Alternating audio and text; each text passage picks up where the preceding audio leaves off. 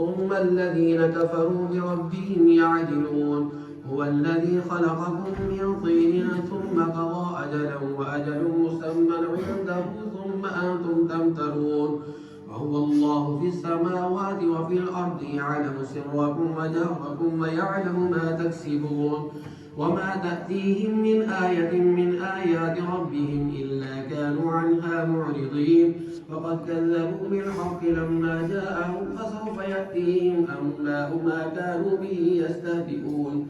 ألم يروا كم أهلكنا من قبلهم من قرن مكناهم في الأرض ما لم نمكن لكم وأنزلنا السماء عليهم مدرارا وجعلنا الأنهار تجري من تحتهم فأهلكناهم بذنوبهم وأنشأنا من بعدهم قرنا آخرين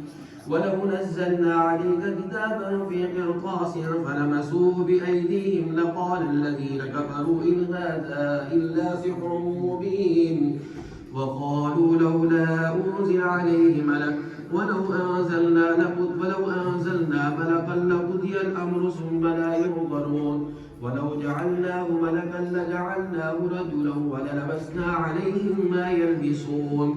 ولقد استهزئ برسل من قبلك فحاق بالذين سخروا منهم ما كانوا به يستهزئون قل سيروا في الأرض ثم انظروا كيف كان عاقبة المكذبين قل لمن ما في السماوات والأرض قل لله كتب على نفسه الرحمة ليجمعنكم إلى يوم القيامة لا ريب فيه الذين خسروا أنفسهم فهم لا يؤمنون وله ما سكن في الليل والنهار وهو السميع العليم قل أغير الله أتخذ وليا فاطر السماوات والأرض وهو يطعم ولا يطعم قل إني أمرت أن أكون أول من أسلم ولا تكونن من المشركين قل إني أخاف إن عصيت ربي عذاب يوم عظيم من يصرف عنه يومئذ فقد رحمه وذلك الفوز المبين وإن يمسسك الله بضر فلا كاشف له إلا هو